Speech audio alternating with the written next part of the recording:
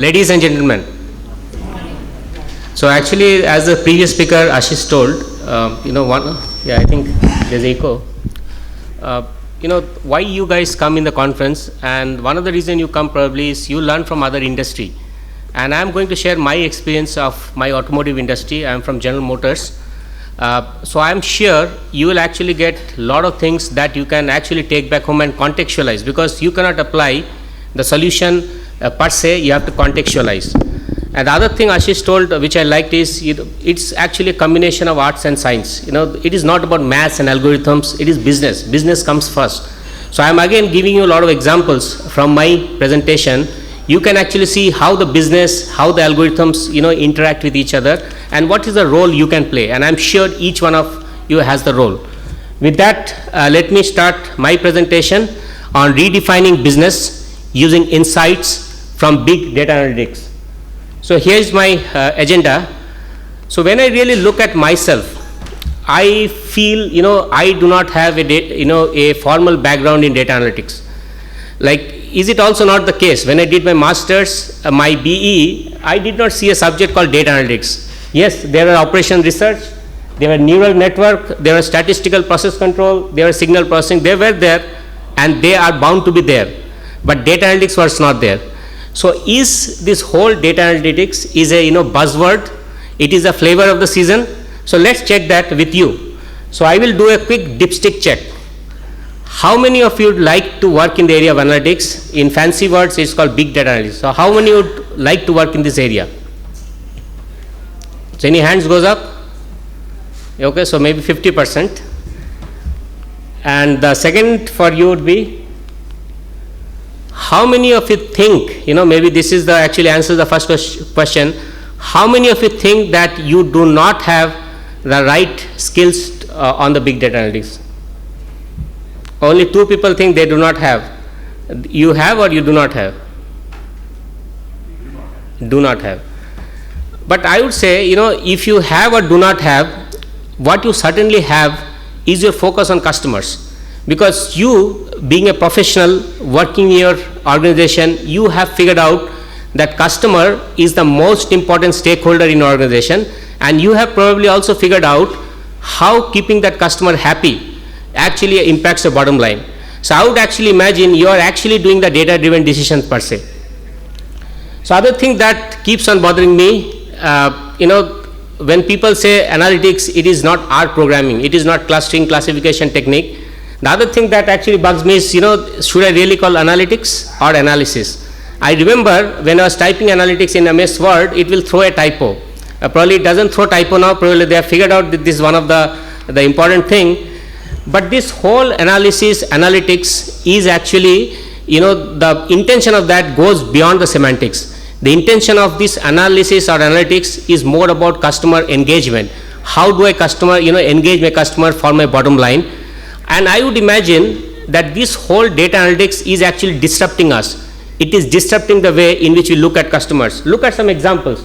Look at the way the ATMs have disrupted in which we do banking.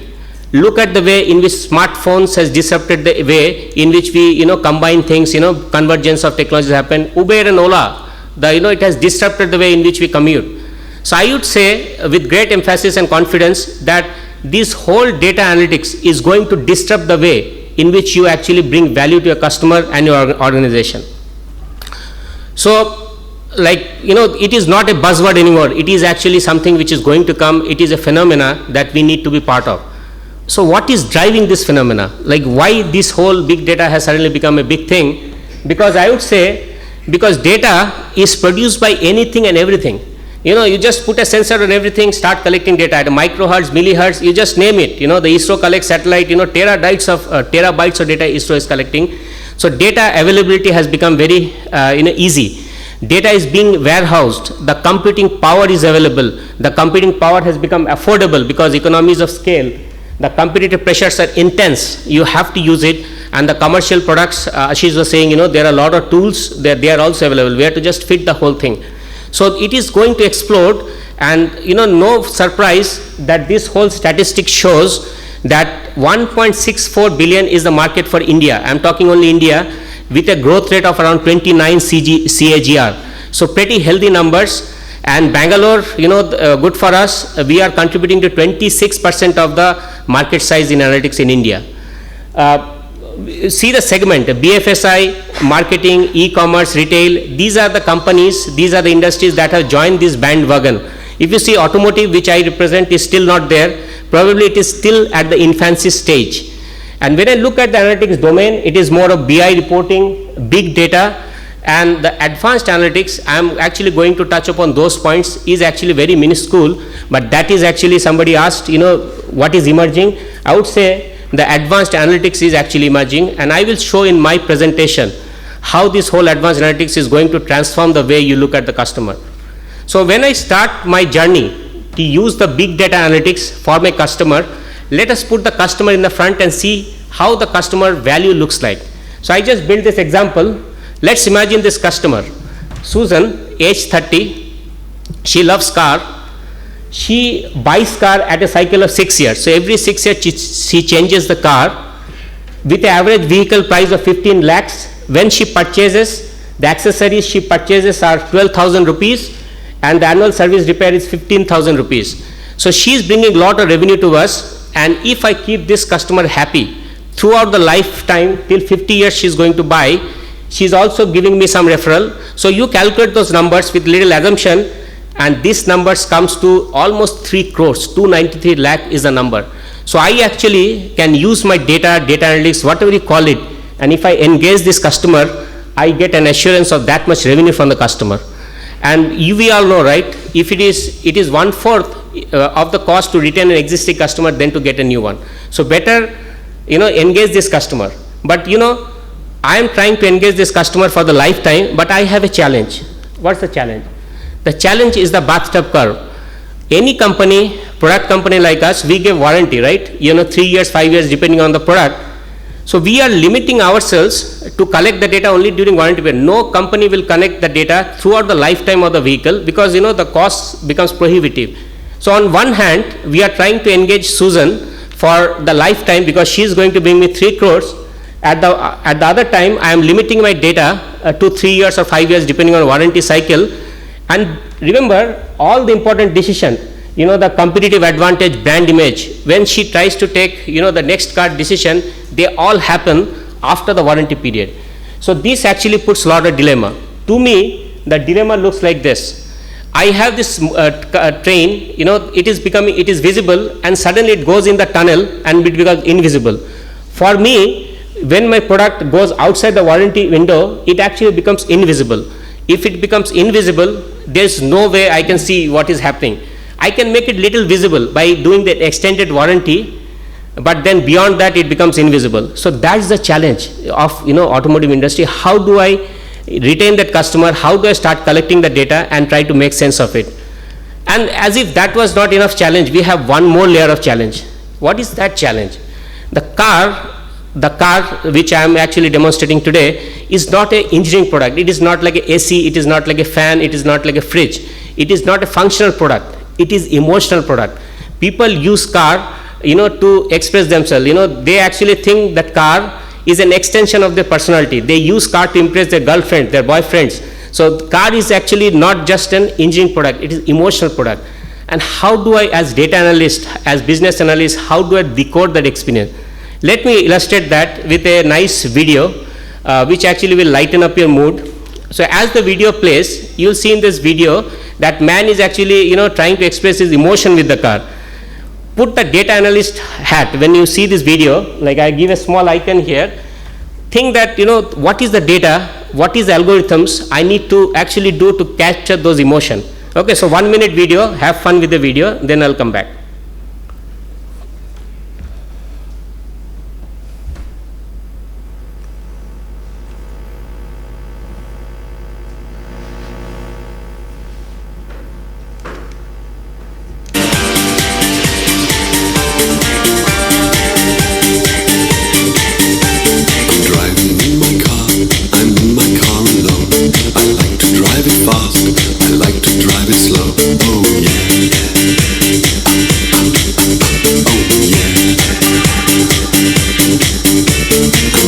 Take a train, I never ride a bike, 'cause driving in my car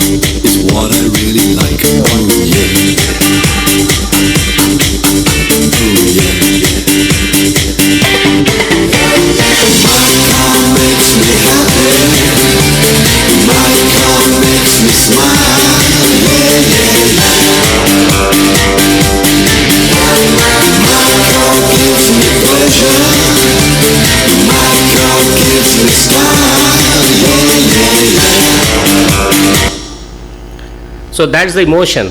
That's the emotion a person, when you love a car, you do so much emotional decision to do that. So how as a data scientist we collect that? So that actually gives a layer of challenge to us. So when I really look at what the customer was saying, customer is saying a bunch of stuff. It's exhilarating, it's great power, it's sexy, it's fuel economy. So if you see these whole features that the customer is saying, some are actually engineering. It is very easy for me to decode fuel economy, cost of ownership, but how do I decode the emotional attributes? It's awesome. The car has a muscle. The car gives me luck. So I have to deliver those value to the customer and understand the value through the data. This puts the layer of challenge, people who are trying to decode customer experience for emotional product. So in other words, the customer are actually guiding us. They are our compass. They are guiding us which path we need to go, which features, which service I need to do. But they are not telling me, go and change this particular parameter, change this particular air filter and things like that. They are not giving me those engineering insight. They are giving me those experience. And it is a job for us, data scientists, the business analyst or IT to decode that experience using the data analytics. So this actually puts a lot of challenge. In other words, if you just try to portray it in a different way, we are making a car with customer as a reference value. We are launching the car, doing those mid-cycle enhancement and figuring out how we need to compute from the engine data. IPTV, incidents per 1,000 vehicle. I can find out, 4 per 1,000 vehicles are failing, 10 per 1,000 vehicle failing. And then traditionally, we'll take that thing to improve the feature. If I take engineering parameters to improve the product, I am not taking the customer experience because he's giving a lot of emotion to us. So the next role of data analysis is to move beyond that. We have to take this actual customer experience and put it back into the product cycle. Customer experience is not data, not a straight data. That is a challenge, and that is something which we need to do with advanced analytics. How do I get closer to that? We can never actually get to the actual thing. How do I get closer to that? We get closer to that by seeking, by watching, and by listening to the customer through various databases. So I do not restrict only with the warranty. I start getting those the different databases, the technical call center data, market surveys, social media data, and start connecting those databases. Let me give an example. When we launch a vehicle, many a times I actually have a Bluetooth issue. The customer gets the Bluetooth issue. So I go to the warranty database, I run my algorithm on the warranty database, I see nothing is wrong. But nothing is wrong does not mean everything is right. You know what is happening? This Bluetooth issue, the customers are not taking the vehicle to the dealer. They are actually calling the call center and getting the whole thing. So if I focus my attention only on the warranty, I am not getting one version of the truth. I am not getting a 360-degree view of the customer. So better we start linking those databases, and that is what we have to do. So by linking the warranty data with the technical call center data, I start to see that yes, Bluetooth is issue, I have to better go and fix that. Similarly, you can start linking the various databases. Let me give one example. We have this switch. And water is coming into the switch and the switch is burning. The window switch is burning. So did that engineering data, the DFMEA, FMEA, vehicle technical specification requirement document, did it actually capture that as a failure mode? So we need to also link the failures that I'm getting in the field. Is it really connected? Connected with the engineering documents. Then actually I start getting into the crux of the matter. So having said that, having told that customer is important, we have to engage Susan for 50 years. Susan expresses emotion. How do I start my journey? How do I start my journey to engage that customer, bring customer value and the business value? I am proposing a 7-step process, and I will take you through those 7-step process. The first is emerging issue. So when we launch a vehicle, we start getting those issues. The headlamp might fail, something might drop off, the fuel motor might fail. So the job or challenge for a data engineer is to understand the issue when the issue is at a nascent stage. Imagine, I have million vehicles on the field. That time I am finding out the issue. The recall cost is painful. It is actually very costly. So what kind of data, what kind of algorithms can work on the sparse data when I am in the launch phase to understand the issue? Because if I don't, point the issue in the beginning, I am actually, running into a lot of issues. So some of the techniques, regression, naive, support vector machine. So I think Ashish was saying, business problem comes first. I have to decode the emerging issue with the algorithm. So use those algorithm, regression, naive Bayes, the support vector machine. Lot of techniques are there to understand that emerging issue right when the volumes are less. So the next, customer hates to bring the vehicle to the dealer. Many times we have seen that 2 months of service, 2 months of ownership, the customer starts getting an issue. What is that issue? Small issue. And if the problem is coming at 2 months, it is not a design issue, it is not a process issue. We have seen many a times when the car is going through the assembly line, the technician will take out something, the operator will take out something to inspect and forgets to bring things back, and that problem manifests in the hand of customer. So can I not address those issues on the plant? Why the customer has to face that? So using a lot of techniques like association mining, by associating the field failures with the plant failures, Bayesian probabilistic theory, pattern recognition, pattern discovery, we can find out those things. Can I contain the issue within the 4 walls of the plant so that my customer doesn't have to bring the car in 2 months ownership to the factory, to the dealer. We are still, when I look at the emerging issue, when I look at plant issue, I am looking at problems in an intensity level. What is the intensity of the problem? 2 per 100 or 100 per 1000, intensity level. There doesn't give me enough insight to take action. How do I take action, which actually enhances my product? I will take action only when I know how the problems have failed. Headlamp, for example, the dealer is only recording, my left headlamp has failed, my right headlamp has failed, both the headlamp has failed, 20 times it has failed. That doesn't allow me as an engineer to take action.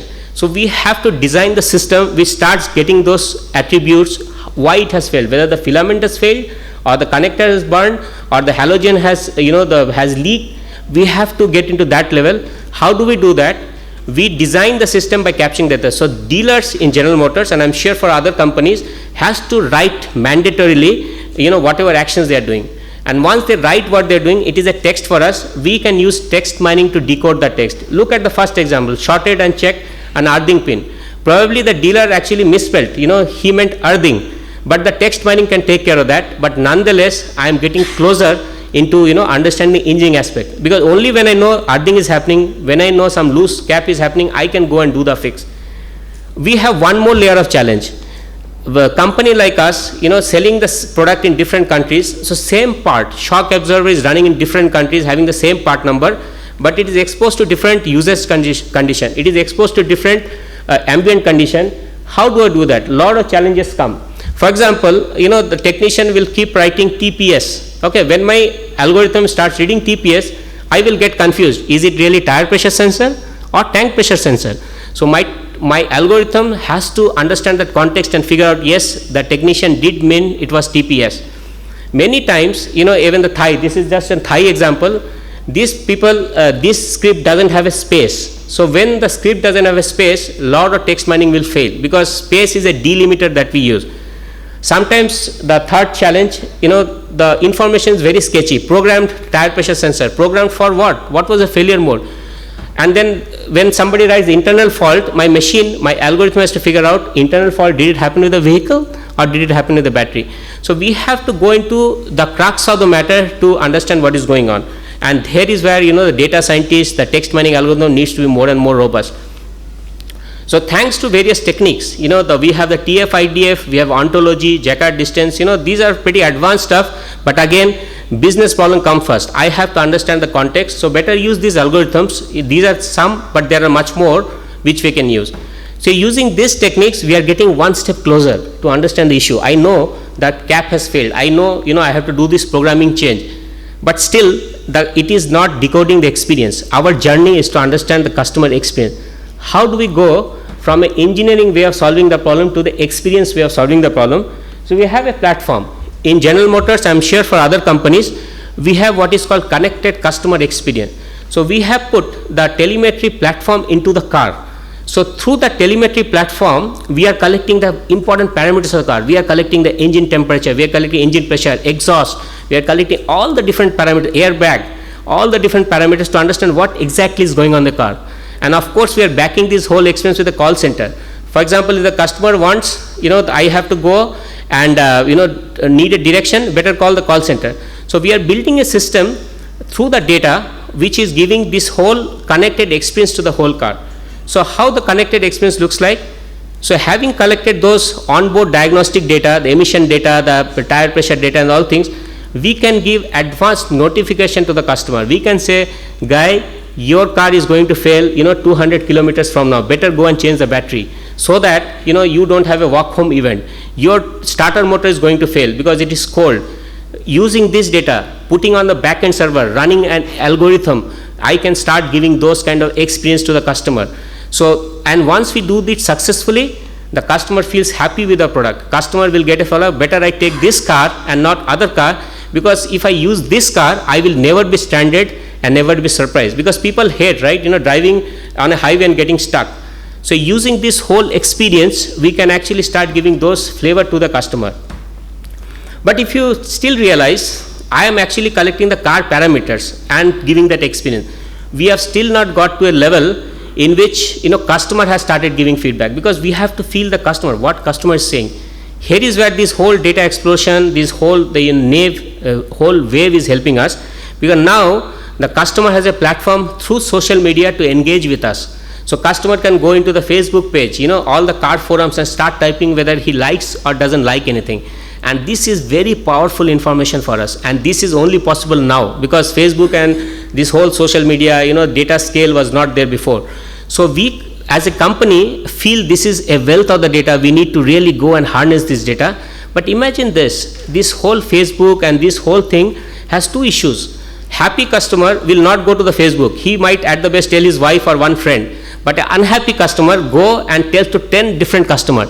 He will tell in different language, he will tell in sarcasm, he will use swear words, he will use all kind of information in the data. It is up to us, data scientists like us, to make sense of the data, because it is not an engineering level, it is still at an experience level. So how can I start making sense of the data when the data is so sparse, so unstructured, grammatical error, typos, lingos?